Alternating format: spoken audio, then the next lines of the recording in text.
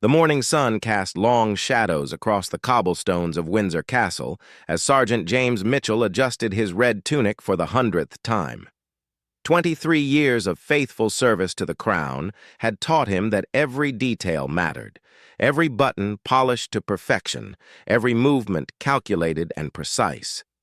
Today felt different, though, heavy with an unspoken tension that seemed to seep through the ancient stone walls. James had joined the Queen's Guard at 19, fresh-faced and eager to serve. His father had been a guardsman before him, and his grandfather before that. The Mitchell family had protected British royalty for 3 generations, a legacy built on unwavering loyalty and absolute devotion to duty. The red uniform wasn't just clothing to James, it was his identity, his purpose, his very soul wrapped in wool and tradition. The news of Queen Elizabeth's passing had shattered something fundamental in James's world. For over 2 decades, he had stood at attention during her public appearances, watched her gentle smile as she greeted dignitaries, witnessed her quiet strength during times of national crisis. She wasn't just his sovereign, she was the steady heartbeat of everything he believed in. When she died, a piece of James died with her. Now, King Charles III sat on the throne, and with him came changes that made James's stomach churn with unease. The most significant change was Camilla, now Queen Consort, a woman whose very presence seemed to mock everything James held sacred about the monarchy. He had watched from his post as she gradually inserted herself into royal life, transforming from the other woman who destroyed a fairy tale marriage into the queen who now demanded the same respect once given to Diana. James remembered Princess Diana vividly. He had been a young guardsman when she walked the halls of the palace, her genuine warmth touching everyone she met. She would stop to chat with the staff, ask about their families, remember their names. Diana had possessed a natural grace that needed no protocol to enforce respect. It flowed from her like sunlight.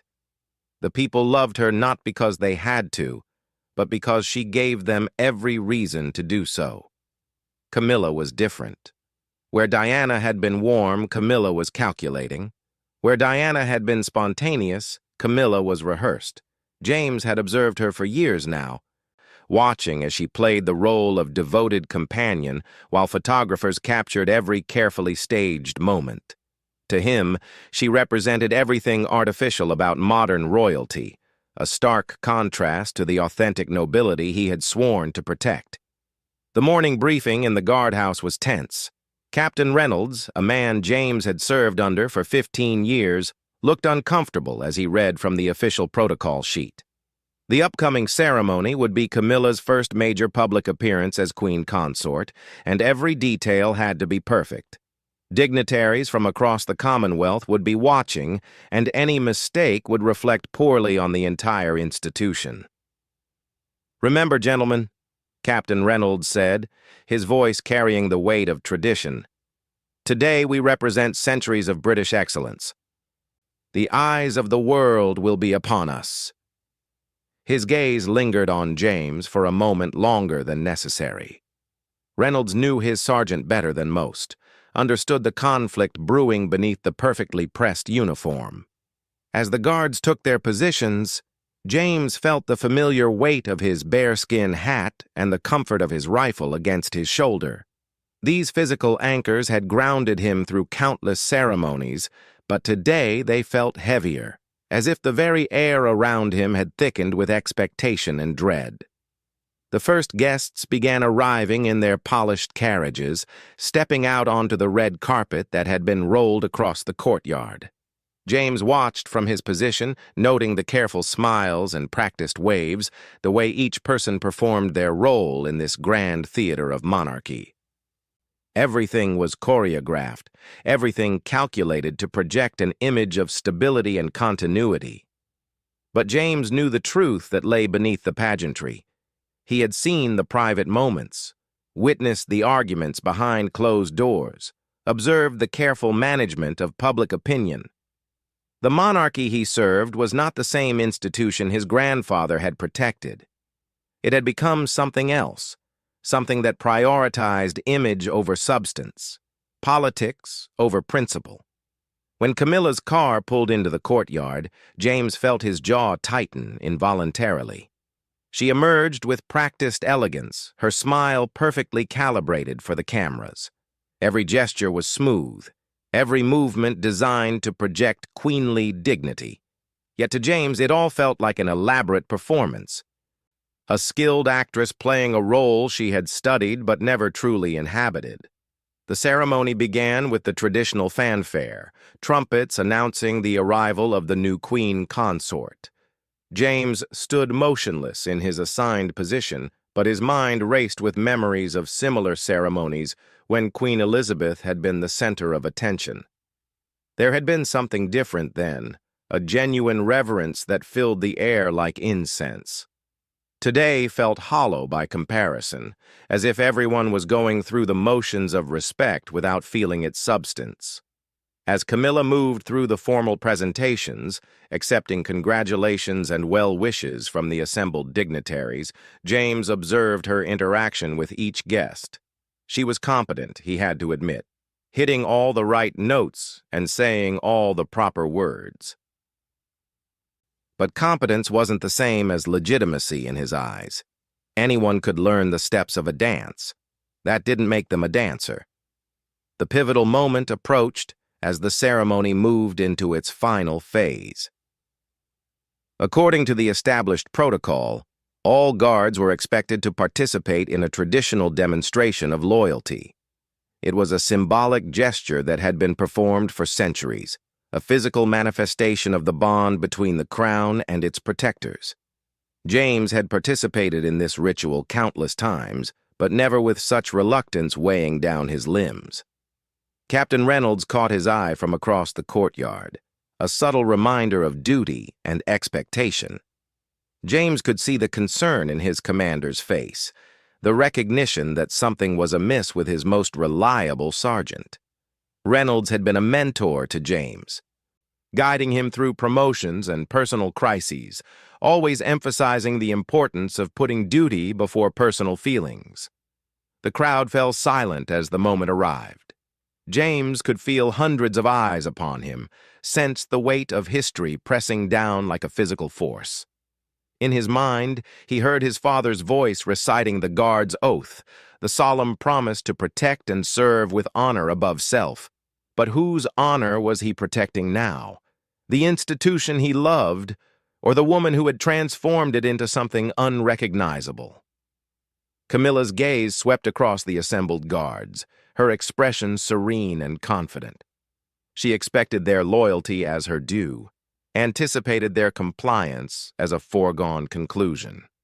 In that moment, James saw not a queen deserving of respect, but a reminder of everything that had been lost, everything that had been compromised in the name of political convenience.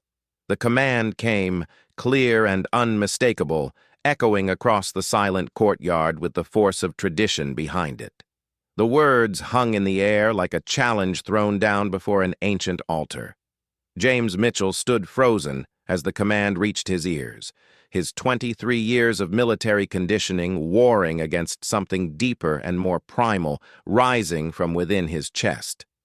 Around him, his fellow guardsmen began the familiar motion, their movements synchronized like clockwork, each man playing his part in a ceremony older than memory. But James could not move. His boots remained firmly planted on the cobblestones as if they had grown roots, his body refusing to obey the command that his mind knew by heart. The bearskin hat that had felt so familiar moments before now seemed to press down upon his skull like a crown of thorns, each second of hesitation adding weight to the crushing silence that surrounded him. Captain Reynolds saw it first. From his position near the palace steps, the captain's trained eye immediately identified the break in formation, the single figure standing upright among his kneeling comrades like a defiant tree in a field of bent wheat. Reynolds felt his heart skip a beat as he recognized the unmistakable profile of his most trusted sergeant, the man he had personally recommended for promotion just 6 months earlier. The crowd began to notice. Whispers rippled through the assembled dignitaries like wind through autumn leaves. Heads turning and fingers pointing as the realization spread that something unprecedented was happening. Camera operators adjusted their focus, capturing the moment when centuries of protocol cracked like ice under sudden pressure. Camilla herself seemed initially unaware of the disruption. She continued with her prepared remarks, her voice carrying across the courtyard with practiced authority. But as the murmur of the crowd grew louder and the tension became palpable, she glanced toward the source of the disturbance. When her eyes found James standing defiantly among his kneeling brothers, her composed expression flickered for just an instant, revealing a flash of something raw beneath the queenly mask. James felt the weight of every gaze upon him, but none more intensely than Camilla's. In that brief moment when their eyes met across the courtyard, he saw recognition pass between them. She knew exactly who he was, just as he knew exactly what his defiance represented. This wasn't simply a breach of protocol, it was a direct challenge to her legitimacy, a public declaration that at least one guardian of royal tradition refused to accept her authority. The seconds stretched into what felt like hours.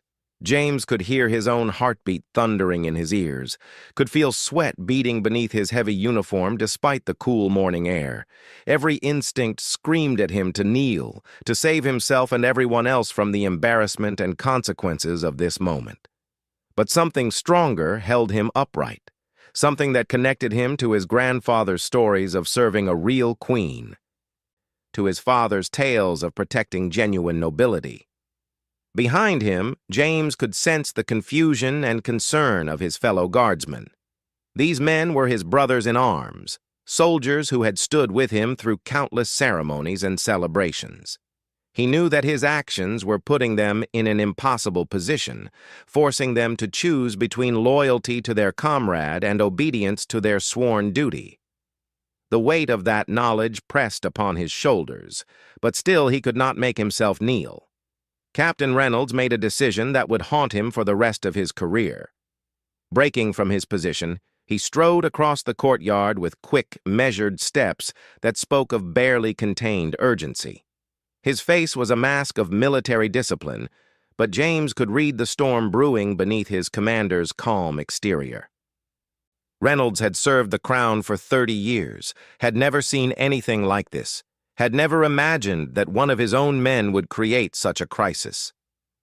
"Sergeant Mitchell," Reynolds said quietly as he approached, his voice carrying the authority of rank and the desperation of a man trying to prevent a catastrophe. "You will assume the proper position immediately." The words were spoken softly enough that only James could hear them, but they carried the full weight of military law and royal protocol. James turned his head slightly to meet his captain's gaze, and Reynolds saw something in his sergeant's eyes that chilled him to the bone. It wasn't defiance for its own sake, nor was it simple insubordination. Instead, Reynolds saw the look of a man who had reached the absolute limit of what his conscience could bear, a soldier whose loyalty to an ideal had finally overcome his loyalty to orders. "I cannot, sir," James replied, his voice steady despite the tremor running through his entire body. "I will not kneel before her." The words were spoken with quiet dignity, but they exploded across the courtyard like artillery shells. Several dignitaries gasped audibly, and even some of the kneeling guardsmen shifted uncomfortably at hearing such open rebellion spoken aloud. Camilla's reaction was swift and decisive. Her years of navigating royal scandals and public relations crises had taught her that such moments required immediate action. She could not allow this challenge to her authority to stand unchallenged, could not permit a single guardsman's defiance to undermine the carefully constructed image of her legitimacy. Her voice cut through the morning air with regal authority that brooked no disagreement. "Guards will maintain proper protocol," she announced, her words clearly intended for James, but spoken loudly enough for every person in the courtyard to hear. All guardsmen will demonstrate appropriate respect for the crown." The emphasis on all was unmistakable, a direct command that left no room for interpretation or excuse. But James remained standing. If anything, Camilla's direct intervention seemed to strengthen his resolve. He had spent years watching her manipulate situations to her advantage, had witnessed her calculated transformation from royal mistress to queen consort. Now, faced with her direct command, all of his suppressed resentment and principled opposition crystallized into absolute refusal. The standoff stretched beyond comfort, beyond protocol, beyond anything anyone in attendance had ever witnessed. Royal ceremonies were choreographed down to the second, every participant knowing exactly when to speak, when to move, when to breathe. This moment of unscripted confrontation shattered that careful order like a stone through stained glass. Media representatives in the designated press area worked frantically to capture every angle of the unprecedented scene. Some recognized immediately that they were witnessing history, a moment that would be analyzed and debated for generations. Others struggled to understand exactly what was happening, why a single soldier's refusal to kneel had transformed a routine ceremony into a constitutional crisis. James felt strangely calm as the weight of his decision settled fully upon him. He had crossed a line from which there could be no return, had chosen principle over pragmatism in a way that would define the rest of his life. The career he had built over 2 decades was crumbling around him with each passing second, but for the first time in months, he felt truly authentic to himself and his values. Around him, the ceremony had effectively ground to a halt.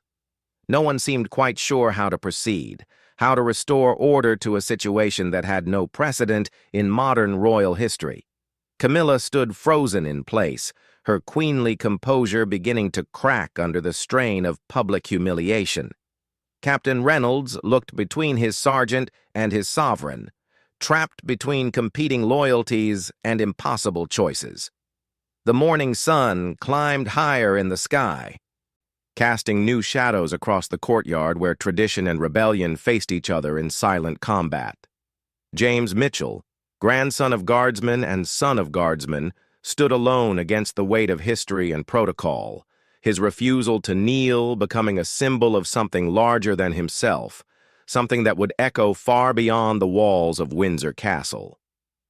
The silence that followed seemed to stretch across centuries, connecting this moment to every instance of conscience confronting authority throughout British history.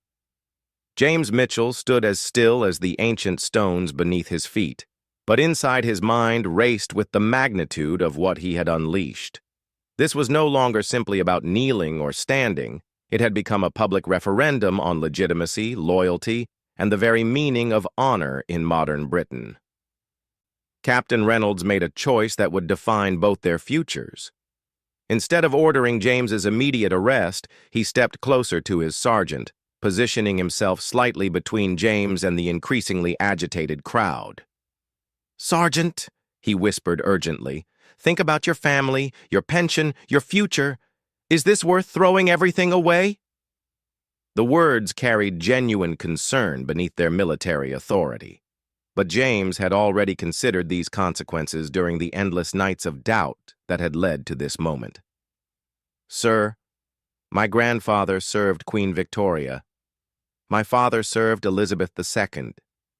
They served queens who earned their respect through character, not politics. I cannot dishonor their memory by kneeling before someone who represents everything they fought against." His voice remained steady, but tears gathered at the corners of his eyes as he spoke of the family legacy he was about to destroy. The crowd's murmur had grown into a low roar of confusion and debate. Some spectators voiced their shock at James's insubordination, while others whispered their secret admiration for his courage. The division in the courtyard reflected the deeper divisions within British society itself, the unresolved questions about tradition, change, and what the monarchy should represent in the 21st century.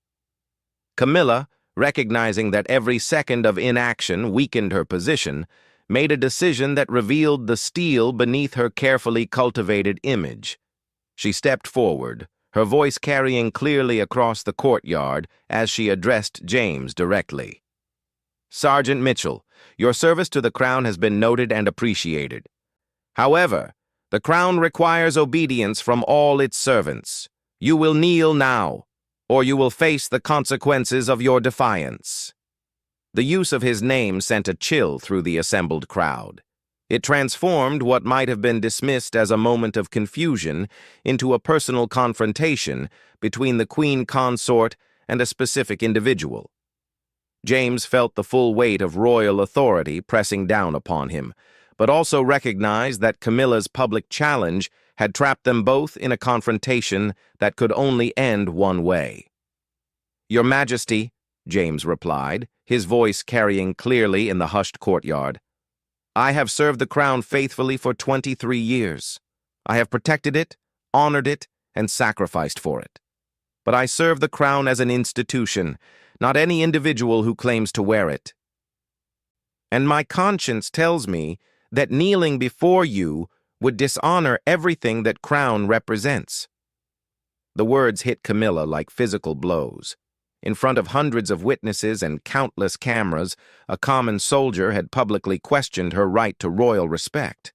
Her face flushed red beneath her carefully applied makeup, and for a moment, the careful mask of queenly composure slipped entirely, revealing the angry woman beneath. "Remove him!" she commanded, her voice sharp with barely controlled fury. "Remove him immediately!"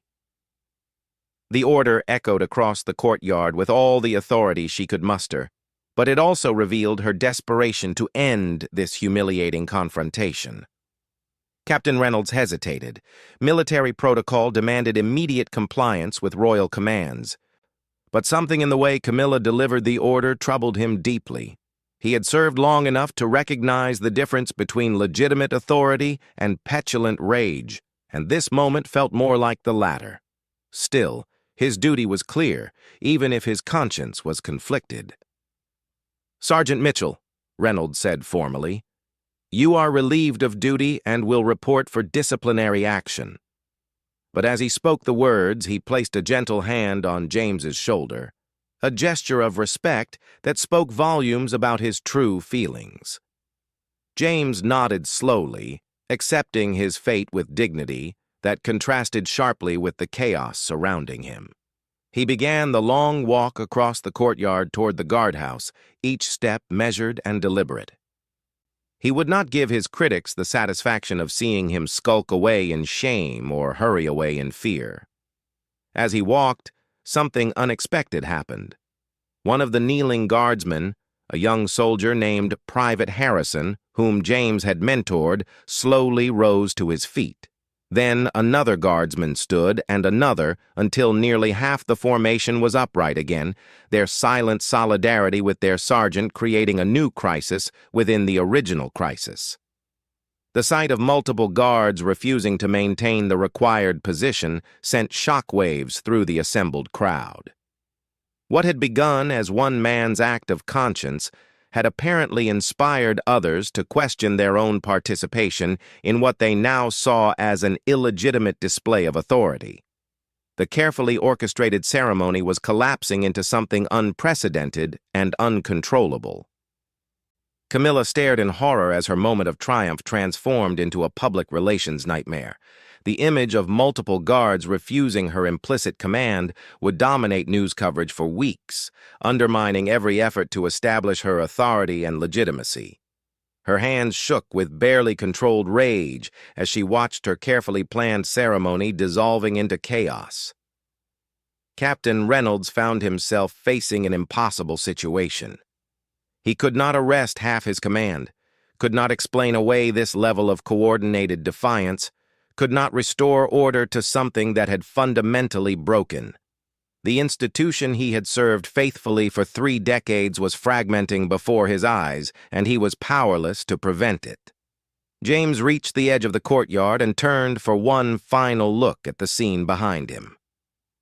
What he saw filled him with both pride and sorrow, his fellow guardsmen standing in quiet solidarity, the crowd buzzing with excited conversation, and Camilla isolated in her fury while the ceremony she had commanded fell apart around her. He had achieved what he set out to do, but the cost to everyone involved would be enormous. The media coverage that followed would be merciless and extensive. Every major news outlet led with the story of the guards who refused to kneel, analyzing every angle and implication of their defiance. James Mitchell became an overnight symbol of principled resistance, praised by some as a hero and condemned by others as a traitor. The British public found itself engaged in the most serious discussion about the monarchy's legitimacy since the abdication crisis of 1936. Within hours, James received his formal discharge from the Guards, along with the loss of his pension and benefits. But he also received thousands of letters of support from ordinary citizens who saw his stand as representing their own feelings about the monarchy's direction. Job offers poured in from private security firms and veterans organizations who wanted to employ someone willing to sacrifice everything for his principles. Camilla's position, meanwhile, became increasingly precarious as polls showed declining support for her role as queen consort. The image of guards refusing to show her proper respect had crystallized public doubts about her legitimacy in a way that no amount of positive publicity could overcome. King Charles found himself forced to address the crisis, ultimately agreeing to modifications in protocol that acknowledged the unique sensitivities surrounding his wife's position. Years later, James would look back on that moment in the courtyard as both the end of one life and the beginning of another. He had lost his career but found his conscience, had sacrificed his security but gained his integrity. The red uniform that had defined him for over 2 decades was gone, but the principles that uniform was meant to represent lived on in his defiant stand against illegitimate authority. The ceremony that was meant to establish Camilla's authority had instead become a testament to the power of individual conscience over institutional pressure. In a single moment of refusal, James Mitchell had reminded the world that true loyalty serves principles rather than personalities, and that sometimes the greatest service one can render to an institution is to refuse to participate in its corruption. The echoes of that morning would continue to resonate through British society long after the last news story had been filed and the last interview had been given. In classrooms and pubs, in parliament and palaces, people would debate the meaning of James Mitchell's stand, asking themselves what they might have done in his place and whether courage like his still had a place in modern Britain. The answer, written in the faces of the guardsmen who stood with him and the citizens who supported him afterward, was that some principles are worth any sacrifice, and that true honor sometimes requires the courage to stand alone against the world.